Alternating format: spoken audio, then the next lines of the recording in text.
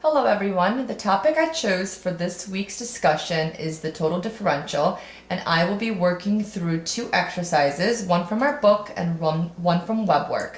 In our first example, we are asked to evaluate f of 2.1 and f of 2.1, 1.05, and calculate our change in z for the function f of xy equals 16 minus x squared minus y squared. So let's start by completing the first part of the exercise by evaluating f of 2.1, which is 16 minus 2 squared minus 1 squared is 16 minus 4 minus 1, which is 11. And then f of 2.1 and 1.05, 16 minus 2.1 squared minus 1.05 squared, which gives us 16 minus 4.41 minus 1.1025, which is 10.4875.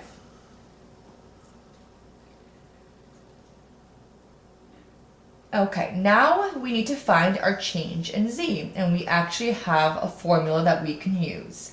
Our change in z formula is change in z of f x sub 0 plus change in x, y sub 0 plus change in y, minus f of x sub 0, y sub 0. Now let's find our change in x and change in y. Our change in x is the difference between our x values, 2.1 minus 2, which is 0.1. Our change in y is 1.05 minus 1, which is 0.05. And now we can plug this information into our equation. So our f of 2.1, 1.05 minus f of 2.1, which is the difference between the two values that we evaluated. So our change in z would be 10.4875 minus 11, which gives us negative 0.5125. Okay, now for the second part of the question.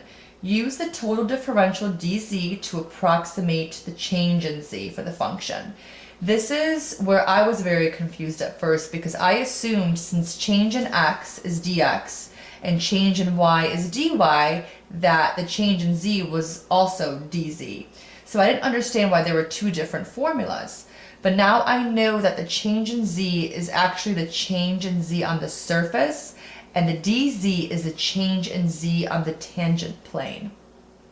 So first let's write down our dz formula. dz equals partial with respect to x times dx plus our partial with respect to y times dy. So let's start with getting our partials. With respect to x, we have negative 2x. With respect to y, we have negative 2y. And now let's just evaluate them at our specific point of 2.1. Negative 2 times 2, which gives us negative 4. Negative 2 times 1 gives us negative 2. So now we can go ahead and plug that into our dz formula. F of x at 2.1 is negative 4 times dx, which we already found. Our change in x was times 0.1, plus our f of y at 2.1, which is negative 2 times our change in y, which we already found to be 0.05. And this gives us negative 0.4 plus negative 0.1, which is negative 0.5.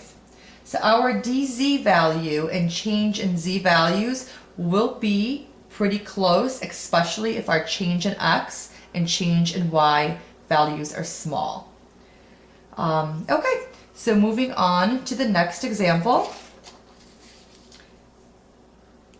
I chose this last question because it came up on the discussion board. And in this situation, our gradient is given and we are being asked to find dz. And if you understand the total differential and gradient formulas, this question should be pretty straightforward. The I component of the gradient is our partial with respect to x, and our j component is our partial with respect to y. So our f of x of xy, fy of xy. And our dz formula is just that. It's our partial with respect to x times dx, partial with respect to y times our dy. So we can just take this whole piece here and here and plug that right into our dz formula. 2x plus 6e to the negative y times dx plus 6x e to the ey times dy. Thank you, and I hope this was helpful.